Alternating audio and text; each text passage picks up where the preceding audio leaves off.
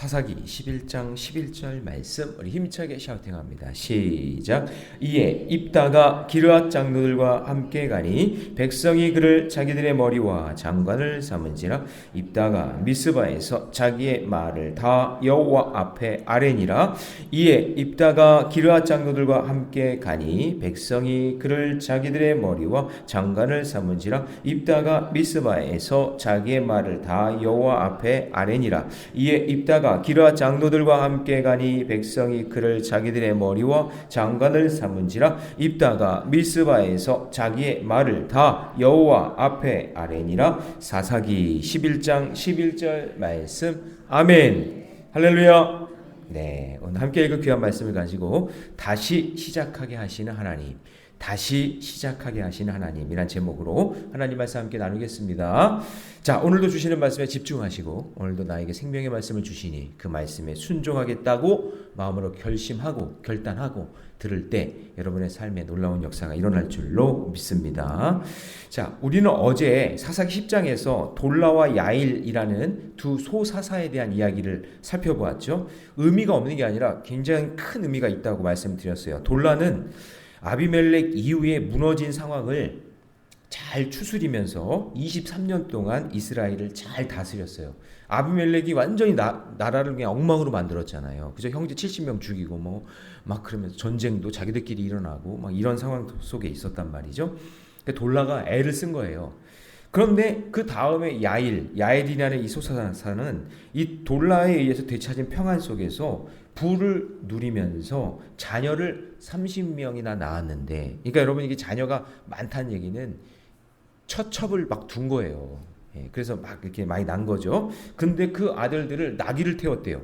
지금으로 얘기하면 차 한 대씩 다 주고 이러면서 성읍도 주고 막 이러면서, 그래서 자기가 사는 그 지명을 자기 이름을 따서 하봇 야일이라 이렇게 이름을 줬어요. 이게 뭐냐면 야일의 마을, 이렇게. 이게 좀 교만한 거죠. 자기를 자랑하는 거죠. 자기 때 평안한 게 사실은 돌라가 의해서 희생한 건데, 자기가 평안을 누리면서 이렇게 사는 게 감사한 건데 그걸 이렇게 평안을 누리면서 교만하게 말이죠. 자기 사는 마을 이름을 자기 이름으로 해가지고 이렇게 하고 이랬단 말이죠. 그러니까 여러분 틈을 조심하라 그랬죠. 마귀가 틈을 노린다 그랬잖아요. 그 틈에 온갖 잡다한 그런 우상들이 다 들어온다 그랬죠. 그래서 그 말씀 중에서 그냥 별 우상들이 다 들어오는 것을 우리가 보았잖아요. 그리고 난 다음에 이제 10장이 마무리가 돼요. 그렇게 마무리가 된 거예요. 그러면 이제 그 다음에 찾아올 게 뭐예요? 고난이 찾아오겠죠. 우상들이 막 들어왔으니까. 그래서 사사기 11장에서 하나님은 한 명의 사사를 세우는데 그 사람이 누구냐? 입다라는 사사예요. 입다. 그래서 이 주인공이 입다인데 그 사람의 이름의 뜻이 뭐냐면 하나님이 열어주신다. 그러니까 지금 이런 우상들로 인해서 모두 영적으로 막혀 있고 그리고 그냥 하나님과의 관계가 막혀 있고 하는 그런 상황 속에서 이 입다가 그 관계를 열어주는 그런 역할을 하는 거죠. 근데 이 입다가 이때가 보겠지만 참 안타까운 게 이 사람은요, 신분이 처의 자식도 아니고 첩의 자식도 아니고 기생의 아들로 태어납니다. 그래서 살던 고향에서 쫓겨나요. 그러니까 엄청난 서름이 있는 그런 인생이겠죠. 하지만 오히려 그런 위기의 순간에 부름을 받고 이스라엘을 구하는 사사로 귀하게 쓰임 받습니다. 그 내용을 한번 살펴보겠습니다. 그래서 다시, 그러니까 버림받았지만 다시 쓰임 받는, 다시 시작하는 그런 메시지가 담겨져 있습니다. 자, 그 첫 번째는 뭐냐면요, 나의 상처가 약재료가 된다라는 것을 믿어야 돼요. 자, 다시요. 나의 상처가 뭐가 된다고요? 약재료가 된다라는 거. 자, 1절에서 입다는 기생의 아들로 태어나는데 1절 말씀 같이 있습니다. 시작. 기르앗 사람 입다는 큰 용사였으니 기생이 기르앗에서 낳은 아들이었고. 그러니까 큰 용사였는데 기생의 아들이다. 이게 여러분 어울리지 않는 그런 말이잖아요. 큰 용사였어요. 그런데 기생의 아들이었기 때문에 인정을 못 받는 거죠. 그러니까 사람들에게 인정을 받는 큰 용사로서 계속해서 쓰임받아야 되는데 신분이 기생의 아들이다 보니까 이복 형제들에 의해서 쫓겨납니다. 2절 말씀 보세요. 기르앗의 아내도 그의 아들들을 낳았더라. 그의 아내 아들들이 자라매 입다를 어떻게 해요? 쫓아냈어요. 여러분 드라마 보면 이런 거 있잖아요. 쫓아내고 서름 당하고 슬퍼하고 서자의 그 아픔 뭐 이런 거 있잖아요. 그래서 결국 어떻게 되냐면 3절에 보시면 돕이라는 땅으로 떠나 살게 됩니다. 이 돕이라는 의미는 제가 주일에 좀 더 자세하게 설명을 할게요. 새벽에는 좀 시간이 좀 쫓기니까. 자, 우리 3절 말씀 같이 읽습니다. 시작. 이에 입다가 그의 형제들을 피하여 돕 땅에 거주하며 잡류가 그에게로 모여와서, 이렇게 돼 있죠. 그러니까 입다는, 그러니까 여러분 생각해 보면 입다와 비슷한 처지에 있었던 사람이 아비멜렉 아니에요? 아비멜렉도 뭐랄까요? 첩의 아들이잖아요. 원래 그 기드온의 본처 자식들이 70명이 있었고, 그죠? 그리고 아비멜렉은 첩의 아들이었어요. 근데 이 아비멜렉은 앙심을 품고 자기가 왕이 되려고 기드온의 아들 70명을 죽이고, 이기적으로. 그렇죠? 근데 입다는 이타적인 사람이에요. 왜냐하면 자기가 있으면 큰 용사였기 때문에 모든 스포트라이트 자기가 받잖아요. 그러니까 형제들과의 관계에 있어서 재산이나 이런 문제가 있을 거 아니에요. 그럴 때 자기가 있으면 문제가 되니까 떠나라고 했을 때 문제 일으키지 않고 순순히 떠납니다. 이타적인 결정을 한 거죠. 그래서 돕 땅에 거주하면서 사는데 이 원래 성품도 좋은가 봐요. 얼마나 좋은지 자기와 비슷한 형편에 있는 사람들이 함께 모여서 공동체를 이루며 살았어요. 돕 땅에서. 그러니까 여러분 이런 거 생각해 보면 일단 처지는 아비멜렉과 비슷하지만 그 성격은 다윗과 비슷해요. 다윗도 사울 왕에게 쫓겨가지고 광야로 도망가잖아요.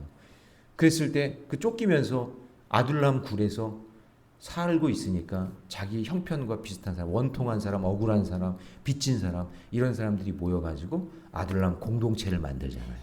그렇죠? 그러니까 어떻게 보면 누구랑 비슷해요? 다윗과 비슷한 그런 성품을 가지고 있는 사람이죠. 그러니까 하나님은 이 세상에 나를 보내실 때 여러분 어떻게 보면 세상적으로는 무가치하고 무용지물인 것 같고 내 인생 왜 이래? 나는 왜 이렇게 힘들어? 나는 왜 이렇게 억울해? 나는 왜 이렇게 답답해? 나는 왜 이렇게 쫓겨나야 돼? 나는 왜 이렇게 도망 다녀야 돼? 그런 인생살이가 있단 말이에요. 살다 보면. 그런데 하나님께서는 그런 인생들도 하나님 사용하시고 그때 그 고통과 아픔을 하나님이 반드시 다시 이렇게 세워주셔서 약재료로 삼아주실 줄로 믿습니다. 그러니까 여기서 이 입다의 탁월한 점은 뭐냐면 자기의 지금 형편은 쫓겨난 인생이고 부족하지만 하나님이 가는 곳마다 공동체를 만들게 하시고 그리고 다시 이렇게 세워주시는 그 하나님을 기대하면서 기다리고 있는 모습을 보게 됩니다. 여러분도 마찬가지예요. 나를 하나님이 이 땅에 보내주신 목적과 이유가 반드시 있다. 반드시 있어요. 우연히 그냥 버려진 존재가 아니야. 나는 그냥 우연히 하나님이 나를 버려진 존재가 아니라 하나님이 나를 모련의 교회에 보내신 이유가 있다. 나를 아직까지 생명을 주신 이유가 있다. 할렐루야. 그냥 하루하루 의미 없이 살지 말고 하나님이 나를 이 땅에 보내주신 이유가 있다. 내 가정을 하나님이 주신 이유가 있다. 내가 오늘 이곳에 살고 있는 이유가 있다. 라는 그런 소망을 가지고 사시기 바랍니다. 적용 질문 드립니다. 내가 가장 부끄럽고 숨기고 싶은 과거는 무엇입니까? 그 과거의 아픔을 통해 하나님은 무엇을 하고 싶어 하실까요? 여러분 잘 한번 생각해 보시면서 이 땅에서 우리 교회에서 내 가정에서 꼭 의미 있는 존재로 살아가시기를 주님의 이름으로 축원합니다. 자, 두 번째는 뭐냐면요. 이런 거죠. 하나님의 부르심을 기다리고 있었다라는 거예요. 여러분 그 한자성어 중에 인생지사 세웅지마라는 말 아시죠? 세웅의 말 뭐냐면 좋은 것 같은데도 어쩔 때 그게 슬픈 일이 되고 슬픈 일 같은데도 시간이 지나 보니까 그게 기쁜 날이 되고 이런다는 거죠. 그러니까 인생은 여러분 어떻게 될지 몰라요. 그렇죠? 어떻게 될지 몰라. 내 인생길도 하나님이 주관하시고 하나님이 인도해 주실 줄 믿습니다. 그러니까 여러분 이렇기 때문에 슬퍼가지고 내 슬픈 인생이 아니에요. 하나님은 또 어떤 일들을 준비하세요. 제 인생의 길에도 진짜 유년 시절에 슬프고 힘들었던 시절이 있었거든요. 저도 저번에 얘기했잖아요. 저는 낮에요. 낮잠 자면서도 자는 척한 적이 너무나 많았어요. 엄마가 도망갈까 봐. 나 떠놓고 도망갈까 봐. 제가 들은 말이 있거든요. 그때 고모였는지 이모였는지 와가지고는 저희 어머니한테 에휴 야 소망 없다 소망 없어. 애들 그냥 고아원에 버리고 새로운 삶을 살아. 그냥 도망가. 이렇게 인생 새롭게 시작해. 아버지가 너무 속색일 때. 그때 그 말을 제가 잠결에 들은 적이 있어요. 근데 그게 너무 충격이었어요. 어린 마음에.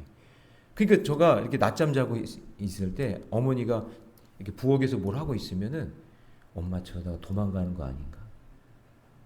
그런 마음이 늘 있어요. 예. 그런 마음의 상처가.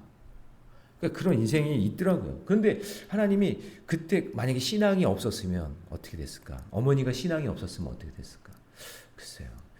하나님은 또 다른 방법으로 또 역사하셨겠지만, 그쵸? 할렐루야. 예, 나를 사랑하시니까. 그렇지만 그때 그 인생의 그 뒤엔 정말 힘들고 어려운 일이 있지 않았을까요? 그쵸? 그러니까 인생이라는 거 여러분 우리가 잘 모르잖아요. 그래서 말씀 붙잡고 기도하며 사는 거예요. 하루하루. 예. 그래서 여러분 하나님은 사람에게 버림당한 그 입다의 인생길을 외면하거나 잊지 않으시고 때가 되면 반드시 부르시는 날이 온다. 다 반드시 일으켜 세워주신다. 여러분들이 참고 견디는 그것이 반드시 하나님 열매로 드러나게 되는 날이 올 줄로 믿습니다. 그 보세요. 이제 갑자기 이제 하나님이 역사를 바꾸세요. 어떻게 하냐면 이제 입다를 사용하시려고 4절 봅니다. 같이 있습니다. 시작. 얼마 후에 암몬 자손이 이스라엘을 치려 하니라. 그러니까 하나님이 암몬을 일으켜가지고 전쟁을 일으키셨어요. 근데 맞서 싸울 사람이 없는 거야. 그러니까 암몬이 일어났으니까 이스라엘과 싸워야 될 거 아니에요? 이스라엘이 막 저항해야 되는데 암몬을 대적할 아무도 없는 거예요, 사람이. 그러니까 이스라엘 사람들이 생각하기로 야, 그래. 큰 용사 하나 있었잖아. 누구? 입다가 있었잖아, 입다. 그 입다를 우리 찾아가자. 그래서 쫓아냈던 장로들이 돕당으로 입다를 부르려고 가는 거예요. 자, 보세요. 5절. 부르는 날이 온다니까요. 다 같이 시작. 암몬 자손이 이스라엘 치려할 때에 기르앗 장로들이 입다를 데려오려고 돕당에 가서 6절 시작. 입다에게 이르되 우리가 암몬 자손과 싸우려 하니 당신은 와서 우리 장관이 되라 하니. 이렇게 되는 거죠. 그러니까 이런 상황이 된 것은 입다가 여러분 자기 처지를 원망하거나 포기하지 않고 아마 돕당에서 열심히 살았을 거예요. 소문이 잘 났겠지. 야, 그 입다가 쫓겨나가지고 그 돕당에 들어가더니 막 사람들을 일으키고 공동체를 일으키고 막 그러면서 자기 자리를 지키면서 얼마나 강성해졌는지 몰라. 아마도 소문이 났을 거예요. 그러니까 찾아갔겠지. 만약에 소문이 안 나거나 에이, 별볼일 없어. 비리비리하대. 에이, 그냥 망난이 됐대. 그렇게 돕당으로 도망가더니 그냥 막 엉망이 됐대. 그랬다면 안 찾아갔겠죠. 근데 찾아간 이유는 잘 살고 있었던 거죠. 때를 기다리고 있었던 거예요. 만약에 입다가 아무것도 하지 말고 자기 인생 비관하면서 살았다면 술과 노름과 막 그냥 내 인생 왜 이래 막 그러면서 막 그렇게 살았다면 아무도 입다를 찾지 않았을 거예요. 입다는 자기를 내쫓은 기르앗 장로들에게 이때를 인함이라 자기에 대한 상처와 아픔을 물어봅니다. 자, 여러분 7절. 입다는 이걸 늘 생각하고 있었던 거예요. 다 같이 시작. 입다가 기르앗 장로들에게 이르되 너희가 전에 나를 미워하여 내 아버지 집에서 쫓아내지 아니하였느냐? 이제 너희가 환난을 당하였다고 어찌하여 내게 왔느냐 하니라. 그러니까 입다는요 늘 마음속에 자기의 이런 아픔과 상처가 있었고 그거를 품고 있었고 이걸 언젠가는 해결해야 되는데 그래 현실에 있어서는 최선을 다해 살아왔던 사람인 거죠. 이 말을 듣고 장로들이 뜨끔했겠죠. 그래서 나보다 여러분 연약하거나 어려운 처지에 있는 사람요 절대 업신여기거나 무시하면 안 돼요. 사람이 어떻게 될지 몰라요. 그 사람이 나에게 나중에 나를 생명의 은인이 될 수도 있잖아요. 어떤 일들로 어떤 만남이 이루어질지 모르니까 함부로 하시면 큰일 나는 겁니다.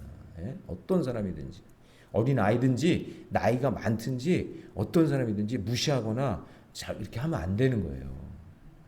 이게 성경적 가치예요. 그래서 모든 사람들은요 내 편으로 만들 수는 없지만 부탁드립니다. 적으로 만들지 마세요. 모든 사람이 내 편이 될 수는 없지만 일부러 적을 만들지 말라고요. 그 미련한 사람이에요. 미련한 사람.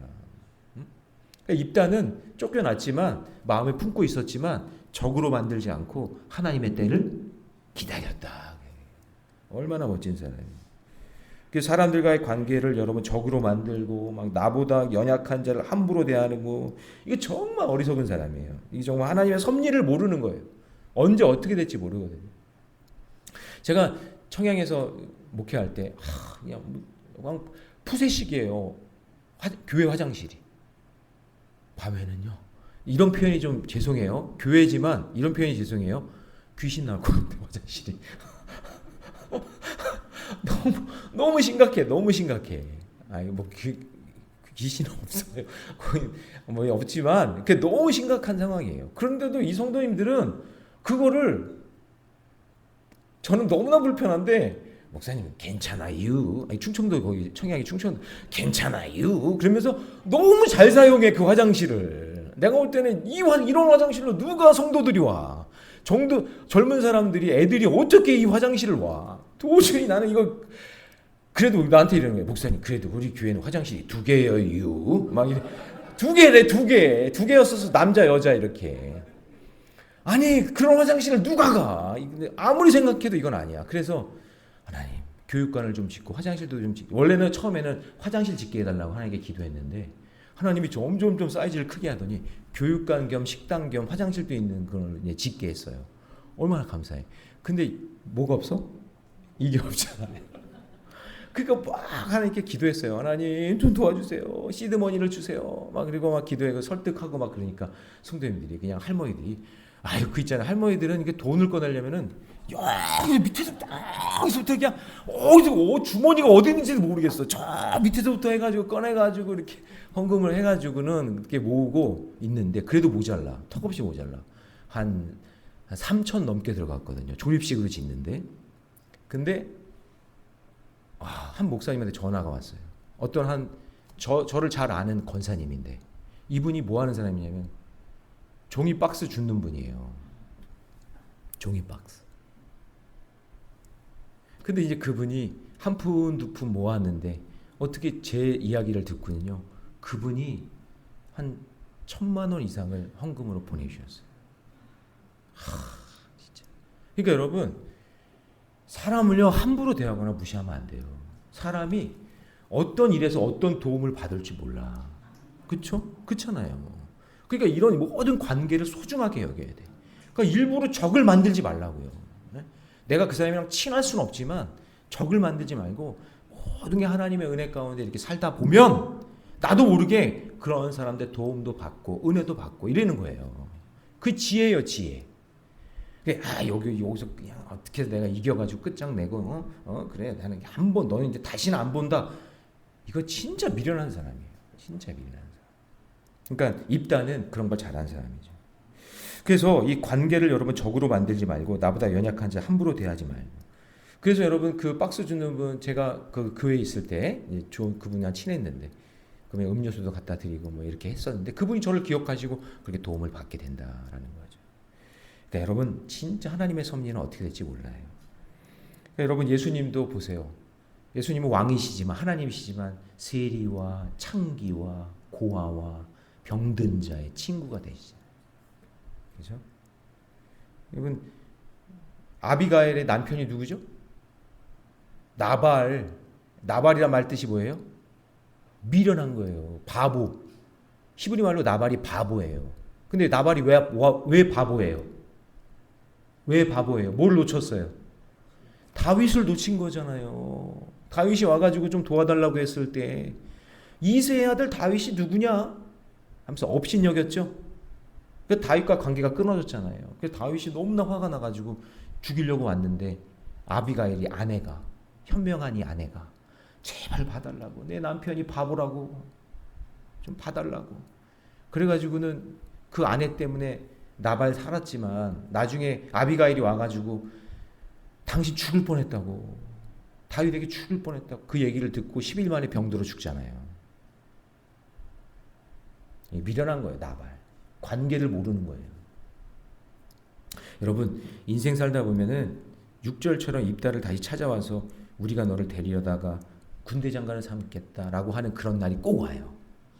할렐루야. 예. 그러니까 여러분 사람들이 나를 거절하더라도 하나님이 나를 선택하셨다는 사실을 꼭 기억하면서 믿음의 길 걸어가시기 바랍니다. 저는요 말씀을 읽으면서 그래 하나님 언젠간 하나님 나를 보고 계셔. 지금 여기 있는 자리에서 최선을 다하고 믿음의 길 갖고 걸으면서 좋은 관계를 맺으며 살아야겠다라는 마음을 갖게 되더라고요. 여러분도 그런 인생 되시기를 바랍니다. 정형 질문 드립니다. 나는 누군가에게 거절당한 상처가 있습니까? 내 인생이 멈춘 것이 아니라 하나님의 때를 기다리고 있습니까? 여러분 하나님의 때를 기다리면서 믿음으로 살아가시기를 바랍니다. 그런데 믿음으로 그 때를 기다리며 살려면 필요한 게 뭘까요? 그래서 말씀과 기도가 필요한 거예요. 자, 다시 시작하려면 세 번째 마지막입니다. 사람들이 허락했어도 하나님께서 오케이 사인이 와야 돼요. 그러니까 하나님께 기도로 시작한다라는 거죠. 자, 여러분 8절에서 10절에서 그 입다는 서두르지 않고 이스라엘 장로들과 여호와 하나님 앞에서 이제 하나님의 뜻을 구하면서 정하게 됩니다. 이 지혜를 구하는 거예요. 자, 기르앗 장로들이 입다에게 왔어요. 8절 보세요. 8절 보면 자 끝에 보니까 그리하면 당신이 우리 기르앗 주민의 머리가 되리라 하매. 그러니까 뭐냐면 당신이 와가지고 우두머리가 되게 해달라고 우리의 우두머리가 되게 해달라고 입다에게 얘기한 거예요. 그러니까 여러분 사실 이 말도 어찌 보면 머리 이게 뭐예요? 왕이 되어달라는 말이죠. 그렇죠? 근데 이런 말을 들을 때 마음이 혹해서 쉽게 결정하고 미혹당할 수가 있죠. 왕이 되어달라는 말이거든요. 머리가 되어달라는 얘기는. 그런데 입다는 이런 신앙적인 질문에 전쟁의 승리 여부가 나에게 있지 않고 하나님께 있다라는 것을 신앙으로 이야기합니다. 자, 9절 중요합니다. 다 같이 시작. 입다가 기르앗 장로들에게 이르되 너희가 나를 데리고 고향으로 돌아가서 암몬 자손과 싸우게 할 때에 만일 밑줄 치세요. 여호와께서 그들을 내게 넘겨주시면 내가 과연 너희의 머리가 되겠느냐? 여러분 여기 잘 보세요. 그들을 누가 넘겨주신대요?